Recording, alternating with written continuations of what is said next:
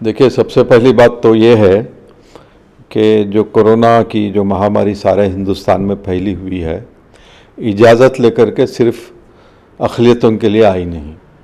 ये तो हर ज़ात के लोगों के ऊपर जनरली, चाहे अमीर हो या गरीब हो, सबको इफ़ेक्ट हुआ है। और ख़ास करके जहाँ जहाँ हमारी अक़लियत के लोगों को इफ़ेक्ट हुआ है, उसमें आप तो जानते हैं, यहाँ हो या दिल्ली में हो या उत्तर प्रदेश में हो या हिंदुस्तान के किसी भी कोने में हो, भारतीय जनता पार्टी की सरकार जहाँ जहाँ है वो पूरी 100% फेल हो चुकी है।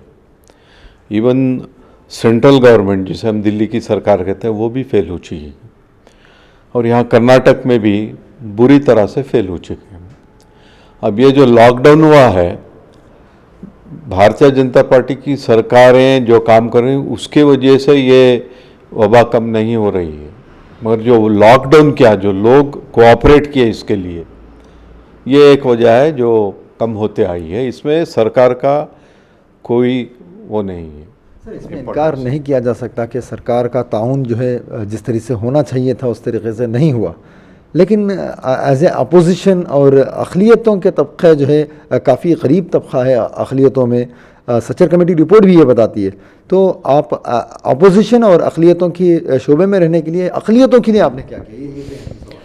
देखिए, हमारी सदर साहिबा सोनिया गांधी ने सारे कांग्रेस पार्टी के लोगों को, सारे कांग्रेस पार्टी के सदरों को, सारे स्टेट्स में उन्होंने एक डायरेक्शन दिया, इंस्ट्रक्शंस भी दिया कि कांग्रेस पार्टी में जहाँ जहाँ भी जिस को भी तकलीफ़ है, चाहे वो अक़लियत के हो या SC ST के हो या दूसरे तबके वाले हों, जहाँ भी हम उनके लिए कोई भी मदद मुहैया कर सकते हैं।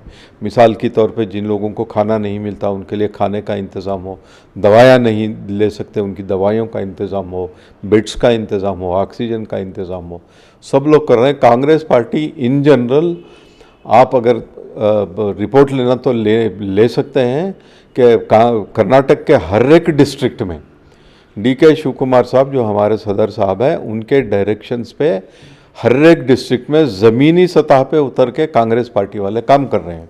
अब रहा सवाल अक़लियतों का, अक़लियतों के लिए मैं अपने डिपार्टमेंट से चेयरमैन के नाते, इसके पहले भी हम लोग करें, दवाइयाँ पहुँचाए हैं, ऑक्सीजन पहुँचाए हैं।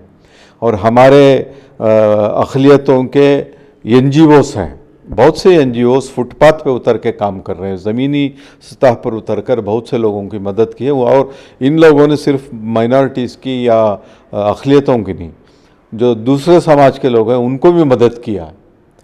और ख़ास करके इस अक़लियती डिपार्टमेंट से कल 9 तारीख को पूरे कर्नाटक में ठीक 12:30 बजे एक ही वक्त पर सारे डिस्ट्रिक्ट्स में खाने का इंतज़ाम, फूड पैकेट्स बांटने का इंतज़ाम किया गया है।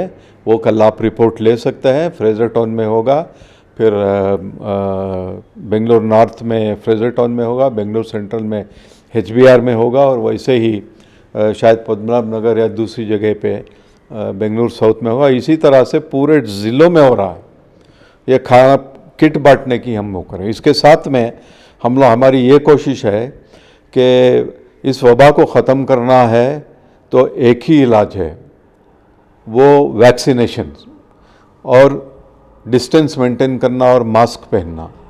इन बातों पर इम्पोर्टेंस हम लोग दे करके आइंदा काम शुरू करेंगे इंशाअल्लाह। जहाँ जहाँ भी अक़लियतों के ही लिए नहीं, इसके अलावा जो भी समाज के लोग हम लोगों को अप्रोच होते हैं उनके लिए हम लोगों ने मदद की है और आइंदा भी करते रहेंगे। कांग्रेस तो देखिए, वैक्सीनेशन की सप्लाई नहीं है। अब प्रधानमंत्री का आज बयान आया है कि 21 तारीख को 18 साल की उम्र के जो भी हैं और उनसे 18 से 45 साल की उम्र के, उनको फ्री वैक्सीनेशन दिया गया। कांग्रेस का यही डिमांड था शुरू से। आप कह रहे हैं कि वैक्सीनेशन अवेलेबल है ही नहीं, तो जो गैर सियासी NGOs हैं उन्हें कहाँ से जो है मिल रहा है? देखिए, जितने भी वैक्सीनेशन के तैयार हुआ था, सरकार की तरफ से डायरेक्टली उनको फ्री वैक्सीनेशन देना था, मगर सरकार की तरफ से ये परमिशन दे दिया गया कि प्राइवेट कंपनीज और प्राइवेट हॉस्पिटल्स वो ख़रीद करके दे सकते हैं। उन्होंने ख़रीद करके दिया है। कहीं 1000 में दिया है, कहीं 2000 में दिया है, कहीं 3000 में दिया है, कहीं 500-600 में भी दिया गया है।